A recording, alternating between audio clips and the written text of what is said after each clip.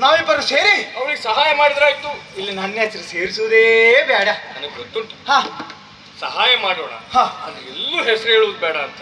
ನೀ ಪ್ರಚಾರ ಪ್ರಿಯನಲ್ಲ. ಇದೆಲ್ಲ ನಿನ್ಗೆ ಯಾರು ಹೇಳಿದ್ರು ಮಾರಾಯ? ನೀ ಹಾಗೆ ಹೇಳಿದ ಹಾಗೆ ಅದಕ್ಕೆ ಹಾಗೆ ಹೇಳಿದ್ದಲ್ಲ. ಮತ್ತೆ ನಿನ್ಗೆ ಇನ್ನೊಂದು ಮಾತು ಹೇಳಬೇಕು. ಏನು? ಒಂದು ಸತ್ಯ ಹೇಳ್ತೇನೆ ಕೇಳು. ಸತ್ಯವನ್ನೇ ಹೇಳು. ಈ ಕ್ಷೇತ್ರಕ್ಕೆ ಬರುವಂತ ಪ್ರತಿಯೊಬ್ಬನು ಹೆಸರು ಮಾಡಬೇಕು ಅಂತಲೇ ಬರುವುದು ಬಿಟ್ರೆ ಸುಮ್ಮನೆ ಸೇವೆ ಮಾಡಿ ಹೋಗುವಂತ ಯಾರು ಬರುವುದಿಲ್ಲ. ಇಲ್ಲಿ ನಾ ಬಂದದ್ದು ಹೆಸರು ಮಾಡ್ಲಿಕ್ಕೆ, ನೀ ಬಂದದ್ದು ಹೆಸರು ಮಾಡ್ಲಿಕ್ಕೆ.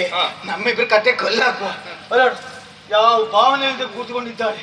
ಆ ದಶಾವತಾರ ಬಂದದ್ದು ಹೆಸರು ಮಾಡ್ಲಿಕ್ಕೆ. ಎಲ್ಲರೂ ಪ್ರಚಾರ ಪ್ರಿಯರೇ. ಹಾಗೆ ಇಲ್ಲಿಯೂ ನಾವಿಬ್ಬರು ಸೇರಿ ಇವಳಿಗೆ ಸಹಾಯ ಮಾಡ್ಬೇಕು ಅಂತ ಹೇಳ್ತಾ ಇದ್ದೀಯ. ಓ ಗೆಳೆಯ, ಅಲ್ಲ ನಾನು ಆಲೋಚನೆ ಮಾಡಿದ್ದೆ ಹೀಗೆ, ನಿನಗೆ ಸಹಾಯವನ್ನ ನಾನು ಮಾಡಿದೆ. ನಾವಿಬ್ಬರು ಒಂದಾಗಿ ಕುಮುದಪುರದ ಆಸ್ಥಾನದತ್ತ ಸಾಗ್ತಾ ಇದ್ದವರು. ನೀನ್ ಹಿಂದುಳಿದ್ದಿ, ನಾ ಮುಂದಿರ್ತೇನೆ ಅಂತ ನಾನು ಆಲೋಚನೆ ಮಾಡಿದ್ದು. ಆದ್ರೆ ನಾವು ಹಿಂದೆ ಆದದ್ದು ನನಗೆ ತಿಳಿಯಲಿಲ್ಲ ನೋಡು. ಇವಳಿಗೆ ಸಹಾಯ ಮಾಡುವಾಗ ನೀ ಮುಂದುಳಿದೆ, ನಾ ಹಿಂದುಳಿದೆ. ಮತ್ತೇನಲ್ಲ, ನೀನು ಸುಮ್ಮನೆ ನಿಂತಿದ್ಯಲ್ಲ, ಹಾಗಾಗಿ ಹೇಗಿದ್ರು ಮೌನಂ ಸಮ್ಮತಿ ಲಕ್ಷಣಂ ಅಂತ ನಾನೇ ಸಹಾಯ ಮಾಡ್ತೇನೆ ಅಂತ ಹೇಳ್ಬಿಟ್ಟೆ. ನೀನೇ ಹೇಳಿಬಿಟ್ಟೆ. ಅಲ್ಲ ಮಾರಾಯ, ಹಿಂದ್ಗಡೆ ಸುಮ್ಮನೆ ನಿಂತವನಲ್ಲ ನಾನು. ನಾ ಅಭಿನಯ ಮಾಡ್ತಾ ಇದ್ದೆ. ಹೀಗೀಗೆ ಹೀಗೀಗೆ ಹೀಗೀಗೆ ನಾನು ನೋಡಿದ್ದೇನೆ. ನೋಡಿಯೂ ಈ ರೀತಿ ಮಾಡ್ತೀಯ? ನೀ ಹೇಳಿದ್ದ ಹಾಗೆ ಅಲ್ವಾ? ಅವಸರ ಬೇಡ, ಓಡುವುದು ಬೇಡ, ನಿಧಾನ ಹೋಗುವ, ಸಹಾಯ ಮಾಡಿ ಆಮೇಲೆ ಹೋದ್ರಾಯ್ತು. ಎಂತ ಅರ್ಥ ಮಾಡ್ಕೊಂಡಿನ ಮಾರಾಯ. ಈಗಂದ್ರೆ ಅವಸರ ಬೇಡ, ನಿಧಾನ ಹೋಗುವಂತ ಅಲ್ಲ, ಸಹಾಯ ಮಾಡುವುದು ಬೇಡ, ನಾವಿಬ್ರು ಹೋಗಿ ಸಾಯುವ ಅಂತ. ಅದು ಅರ್ಥ ಆಗಲಿಲ್ಲ ನಿನಗೆ. ಆದ್ರೂ ಒಂದು ಇವಳಿಗೆ ಸಹಾಯ ಮಾಡುವುದಕ್ಕೆ ನೀನು ಮುಂದೋಗ್ತಾ ಇದ್ದಿ, ನನ್ನ ಅಭಿಪ್ರಾಯವನ್ನ ಕೇಳಲಿಲ್ಲ. ಅದು ನಿನ್ನದ್ದು ಎಂಥದ್ದು ಮರುಗದಿರಲೇ ಬಾಲೆ. ಅಬ್ಬಬ್ಬಬ್ಬಬ್ಬ, ನಿನ್ನ ಶೈಲಿಯೇ, ನಿನ್ನ ರಾಗವೇ ಎಲ್ಲ ಈಗ ಹೊರಗೆ ತೆಗಿತೇನೆ. ನಿನಗೆ ಸಹಾಯ ಮಾಡಿದವ ನಾನು ಅಂತಹ ನನಗೆ ಇವಳಿಗೆ ಸಹಾಯ ಮಾಡುವುದು ದೊಡ್ಡ ಕೆಲಸ ಆಗಿದ್ದ. ಆದ್ರೂ ಮಾಡ್ಲಿಲ್ಲ. ಯಾಕೆ? ನಿನ್ನ ಕಥೆಯನ್ನೂ ಆಲಿಸಿದವನಿದ್ದೇನೆ, ಅವಳ ಕಥೆಯನ್ನೂ ಕೇಳಿದವನಿದ್ದೇನೆ. ಅವಳಿಂದಲೇ ಅವಳ ಪರಿಚಯವನ್ನು ಹೇಳಿಕೊಂಡವಳು. ಅದರಲ್ಲಿಯೂ ದೇವರ ಆಟದಿಂದಲಾಗಿ ನಿನ್ನಲ್ಲೆಲ್ಲವೂ ಇದ್ದದ್ದೇ ಹೌದಾದ್ರೂ ಕಳೆದುಕೊಂಡವ ನೀನು. ಆದ್ರೆ ಅವಳ ಸ್ಥಿತಿ ಹಾಗಲ್ಲ. ಈ ರೀತಿಯ ದುಸ್ಥಿತಿಗೆ ಕಾರಣ ಯಾರು ಅಂತ ಕೇಳಿದ್ರೆ ಅವಳ ಅಮ್ಮ. ಹೌದಾ? ಹಾಗಿದ್ರೆ ಕಷ್ಟ ಬಂದ ಕಾರಣಕ್ಕಾಗಿ ದಾರಿ ಮಧ್ಯೆ ನಿಂತು ಬಾಯಿ ಪಡ್ಕೊಳ್ಳುವುದಲ್ಲ, ಹೋಗಿ ಅಮ್ಮನಲ್ಲಿ ಕೇಳ್ಕೊಳ್ಬೇಕೆ ಹೊರತು ಇಲ್ಲಿ ಬಂದು ಸಹಾಯ ಮಾಡಿ ಸಹಾಯ ಮಾಡಿ ಇದು ಕೇಳುವುದಲ್ಲ. ಹಾಗಲ್ಲ ಮಿತ್ರ, ಈಗ ಅವಳು ಕಷ್ಟದಲ್ಲಿದ್ದಾಳೆ, ನಾವೇನೋ ಉದ್ಯೋಗ ಪಡೆಯಲಿಕ್ಕೆ ಹೊರಟಿರ್ಬೋದು. ಆದ್ರೆ ಸೌಲಭ್ಯ ಇದ್ದಾಗ ಯಾರು ಬೇಕಾದ್ರೂ ಸಹಾಯ ಮಾಡ್ತಾರೆ.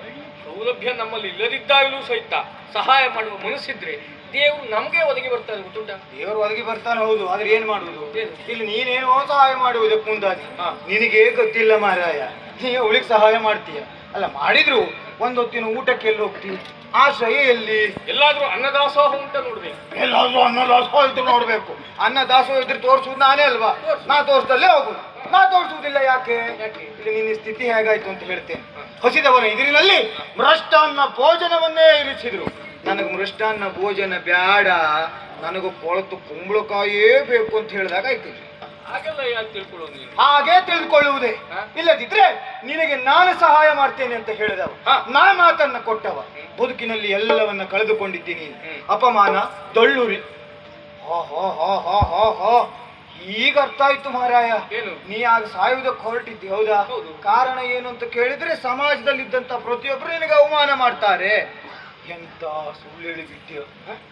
ನೀವೊಬ್ಬ ಒಳ್ಳೆಯವ ಅಂತ ನಾನು ಭಾವಿಸಿದ್ದೆ, ಸಜ್ಜನ ಸಾತ್ವಿಕ ಅಂತ. ನಿನ್ನ ಸ್ವಭಾವ ಹೀಗೆ ಅಂತ ನನಗೆ ಅರ್ಥ ಆಗ್ಲಿಲ್ಲ. ಕ್ಷಣ ಕ್ಷಣಕ್ಕೂ ಬಣ್ಣವನ್ನ ಬದಲಿಸುವ ಊಸರವಳ್ಳಿ ಸಂತಾನದವನೇ. ಯಾಕೆಂದ್ರೆ ಈಗ ನನಗೆ ಅರ್ಥ ಐತೆ. ಆಗ ಸಮಾಜದ ಅವಮಾನ, ಸಮಾಜ ಮಾಡುವಂತ ಅವಮಾನಕ್ಕಾಗಿ ನೀ ಸಾಯುವುದಕ್ಕೆ ಮುಂದಾದದ್ದಲ್ಲ, ನೀ ಆತ್ಮಹತ್ಯೆ ಮಾಡಿಕೊಳ್ಳುವುದಕ್ಕೆ ಮುಂದಾದೆ. ಯಾಕೆ? ನಾ ಸರಿಯಾದ ಕಾರಣ ಹೇಳ್ತೇನೆ. ಮದುವೆ ಪ್ರಾಯ ಬಂತು ನಿನಗೆ, ಕೈಯಲ್ಲೇ ಜಾತಕವನ್ನ ಹಿಡಿದೆ ಪ್ರತಿಯೊಬ್ಬರ ಮನೆಯ ಒಳಗೂ ಹೋಗುವುದಕ್ಕೆ ಪ್ರಾರಂಭ ಮಾಡಿದೆ. ಹೋಯ್ ಅಣ್ಣ, ಒಂದು ಹೆಣ್ಣಿದ್ರು ಕೊಡಿ ಅಣ್ಣ, ಒಂದು ಅಕ್ಕ ಒಂದು ಹೆಣ್ಣಿದ್ರು ಕೊಡಿಯೇ, ಹೋಯ್ ಒಂದು ಕೊಡಿಯೇ. ಹೀಗೆ ಒಂದೊತ್ತು ಊಟ ಬೇಡದಾಗೆ ನೀ ಹೆಣ್ಣನ್ನು ಬೇಡುವುದಕ್ಕೆ ಪ್ರಾರಂಭ ಮಾಡಿದೆ. ಆದ್ರೆ ಅವರೆಲ್ಲ ಬುದ್ಧಿವಂತರು. ಯಾರು ಹೆಣ್ಣು ಕೊಡ್ಲಿಲ್ಲ. ಅಲ್ಲಿಗೆ ನೀ ಏನು ಯೋಚನೆ ಮಾಡಿದೆ, ಇನ್ನು ನನಗೆ ಮದುವೆ ಅಂತೂ ಆಗುವುದಿಲ್ಲ, ಬದುಕು ಪ್ರಯೋಜನ ಇಲ್ಲ. ಆ ಕಾರಣಕ್ಕಾಗಿ ಕೈಯಲ್ಲಿದ್ದ ಜಾತಕವನ್ನು ಬಿಟ್ಟೆ ಹಗ್ಗವನ್ನು ಹಿಡಿದೆ ಮರ ಹುಡುಕ್ಲಿಕ್ಕೆ ಪ್ರಾರಂಭ ಮಾಡಿದೆ. ಅಷ್ಟೊತ್ತಿ ನಾವು ಬಂದ್ಸತೆ ಹಾಗೆಲ್ಲ ತಿಳ್ಕೊಳ್ಳೋದು ಬೇಡ. ಮದುವೆ ಆಗ್ಲಿಕ್ಕೆ ಯಾರು ಹೆಣ್ಣು ಕೊಡದೆ ಇದ್ರೆ ನಾ ಸಾಯ್ಲಿಕ್ಕೆಲ್ಲ ಹೋಗುದಿಲ್ಲ. ಮತ್ತೆ ನಮ್ಮಲ್ಲಿ ಸೇರ್ಲಿಕ್ಕೆ ಎಷ್ಟು ಮಠ ಉಂಟು ಗೊತ್ತುಂಟ? ಅಷ್ಟ ಮಠ ಉಂಟು, ಅಷ್ಟು ಮಠ ಉಂಟು, ಅಷ್ಟು ಮಠ ಉಂಟು. ಆದ್ರೆ ನೀ ಮಠ ಎಲ್ಲ ಸೇರು ಜಾತಿ ಅಲ್ಲ, ನಿನ್ನ ಮುಖ ನೋಡಿದ್ರೆ ತಿಳಿತದೆ. ಅಲ್ಲಿವರೆಗೆ ಒಂದು ಪಾದಯಾತ್ರೆ ಮಾಡ್ತೀವಿ ಬಿಟ್ರೆ ಹೋಗಿ ಸೇರುವುದೆಲ್ಲ ಇಲ್ಲ. ಪಾದಯಾತ್ರೆ ಪುಣ್ಯ ಕಾರ್ಯ, ಆದ್ರೆ ಮಾಡುವುದು ಅಜ್ಞಾ ಬಿಡುವುದಿಲ್ಲ. ಯಾಕೆ ಅಂದ್ರೆ ನೀನು ಗೌರವವನ್ನು ಕಳೆದುಕೊಂಡವ ಸಮಾಜ ಮುಖದಲ್ಲಿ, ಗೌರವದ ರೂಪದಲ್ಲಿ ಶಲ್ಯವನ್ನು ಹಾಕುವುದಕ್ಕೆ ನಾನು ಬಂದೆ. ನಿಮಗೆ ನಾವೆಲ್ಲ ಹಾಕುವಂತ ಶಲ್ಯ ಬೇಡವಾ? ದಾರಿಯ ಮಧ್ಯೆ ಸೆರಗನ್ನ ಚಾಚುವಂತಹ ಸೂರ್ಯ ಬೇಕು ನಿನಗೆ. ಹುಡುಗಿ ಸಹಾಯ ಮಾಡುವುದಕ್ಕೆ ಮುಂದಾಗ್ತಾ ಇದ್ದೀನಿ. ಸ್ವಾಮಿ ಸ್ವಾಮಿ ಒಂದೇ ಹೇಳ್ಬೇಡ, ನಾ ಒಂದೇ ಹೇಳ್ಬೇಡ, ನಿನ್ ಕಾಲಿ ಬೀಳ್ತೇನೆ ಅಪ್ಪ. ಅಜ್ಜಿ ಹೇಳಿದ್ರು ಜಾಗ್ರತೆ. ಖಂಡಿತ ಇಲ್ಲ, ನನ್ನಿಂದಾಗಿ ನೀವು ಜಗಳ ಆಡೋದು ಬೇಡ, ನನಗೆ ನೀವು ಸಹಾಯ ಬೇಡ, ನಾನು ಹೋಗುದು. ಅಯ್ಯೋ ಇದು ಜಗಳ ಅಲ್ಲ, ಇದು ಸೌಹಾರ್ದಯುತ ಸಂಭಾಷಣೆ. ಹೌದು, ಈಗ ಸೌಹಾರ್ದಯುತ ಸಂಭಾಷಣೆ. ಇನ್ನೊಂದು ಸ್ವಲ್ಪ ಹೊತ್ತು ಬಿಟ್ಟರೆ ಸೌಹಾರ್ದಯುತ ಹೊಡೆದಾಟ. ಎಷ್ಟೊತ್ತು ಮಾಡ್ತೀರೋ ಏನು? ನಾವು ಆದಷ್ಟು ಬೇಗ ಮುಗಿಸ್ತೇವೆ. ಅಲ್ಲಿವರೆಗೆ ನೀವು ಮಧ್ಯೆ ಒಂದೊಂದು ಸಿಕ್ಕುವುದು ಅಂದ್ರೆ ಇದು ಸಿಕ್ಲಿಲ್ಲ ಅಂತಾದ್ರೆ ಇಷ್ಟೊತ್ತಿಗೆ 4 ಉದ್ಯೋಗ ಪಡೀತಿದ್ದೆ ನಾನು. ನಿನ್ನಲ್ಲಿ ಹೇಳುವುದು ಒಂದೇ, ಈಗ ನನ್ನ ಜೊತೆ ನೀನು ಬರತಕ್ಕದ್ದು, ಬರಲೇಬೇಕು. ನಿನಗೆ ನಾನು ಸಹಾಯ ಮಾಡಿದೆ ಅಂತ ನನಗೆ ಇವಳಿಗೆ ಸಹಾಯ ಮಾಡುವುದಕ್ಕೆ ಮನಸ್ಸು ಬರಲಿಲ್ಲ. ಯಾಕೆ? ನಾನೇನು ಮಾನವೀಯತೆ ಇದ್ದವಂತ ಭಾವಿಸಿದ್ಯಾ? ಹಾಗಾಗಿ ನನ್ನನ್ನು ಉಳಿಸಿದ್ದಲ್ವಾ? ಅಲ್ಲವೇ ಅಲ್ಲ, ನಾನು ನಿನಗೆ ಸಹಾಯ ಮಾಡಿದೆ ಕಾರಣ ನಾಳೆ ದಿನ ನಿನ್ನಿಂದ ನನಗೆ ಅನುಕೂಲ ಉಂಟು. ಅನುಕೂಲಕರವಾಗಿ ನೀನು ಇರತಕ್ಕದ್ದು. ನಾನು ನಿನಗೆ ಯಾವತ್ತೂ ಕೃತಜ್ಞನಾಗಿ ಇರ್ತೇನೆ, ಇರಲೇಬೇಕು. ಬಾ ನನ್ನ ಜೊತೆ. ಯಾವತ್ತು ಉಪಯೋಗವನ್ನು ಲಕ್ಷಿಸಿ ಉಪಕಾರ ಮಾಡುವುದಲ್ಲ ಪುಣ್ಯ. ನಾನು ಉಪಯೋಗವನ್ನ ಲಕ್ಷಿಸಿಯೇ ಉಪಕಾರವನ್ನ ಮಾಡುವ. ಸ್ವಲ್ಪ ಆದ್ರೂ ಮನುಷ್ಯತ್ವ ತೋರಿಸಬಾರ್ದು. ಅದಿಲ್ವ ನನ್ನಲ್ಲಿ? ಈಗ ನಿನ್ನಲ್ಲೇ ಒಂದು ಮಾತನ್ನ ಕೇಳು. ನಾವು ಸಾಧನೆ ಮಾಡುವುದಕ್ಕೆ ಹೊರಟು ನಿಂತವು, ಹೌದಾ? ನಾಳೆ ಅಂತಾದ್ರೆ ನಾನು ಸಾಧನೆ ಮಾಡ್ಲಿಕ್ಕಿದ್ದ, ಸರಿ. ನಾಡಿದ್ದು ಅಂತಾದ್ರೆ ನೀನು ಸಾಧನೆ ಮಾಡ್ಲಿಕ್ಕಿದ್ದ. ಇವಳು ವಿಚಾರ ಹಾಗಲ್ವಾ? ಮತ್ತೆ ಇವಳು ಈಗಾಗಲೇ ಸಾಧನೆ ಮಾಡೋದವಳು. ಪೂರ್ತಿ ಆಗ್ಲಿಲ್ಲ, ಮಗುವನ್ನು ಹೆರುವುದು ಅದು ಬಹಳ ದೊಡ್ಡ ಸಾಧನೆ. ಸಮಾರಂಭ ಮಾಡ್ಲಿಕ್ಕೆ ಶ್ರೀಯುತರು ಹೊರಟು ನಿಂತಿದ್ದೀವಿ. ಪುಣ್ಯ. ಈಗ ನನ್ನ ಜೊತೆ ಬರ್ತೀಯ ಇಲ್ವ ನೀನು? ಅವಳಿಗೆ ಸಹಾಯ ಮಾಡಿ ಆಮೇಲೆ ಬರ್ತೇನೆ. ನಮಸ್ಕಾರ ಅಣ್ಣ. ಅಯ್ಯೋ, ಇವ ನನಗೆ ಸಹಾಯ ಮಾಡಿದ್ರೆ ನಾ ಬಹುಶಃ ಇವ ಹೇಳಿದಾಗೆ ಕೇಳ್ತಿದ್ನೋ ಏನು? ನಾ ಸಹಾಯ ಮಾಡಿದ ಕಾರಣಕ್ಕಾಗಿ ನಾವು ಹೇಳಿದ್ರೆ ಯಾರು ಕೇಳುವುದಿಲ್ಲ. ಸೊಗಣಿಲಿ ಬಿದ್ದಂತ ಸೌತೆಕಾಯಿ ತಿನ್ಬೇಡಿ ಅಂತ ಹೇಳಿದ್ರೆ ನೀನು ನಿಮ್ಮಂತವ್ರು ಹೇಳುವುದೇನು ಗೊತ್ತುಂಟ?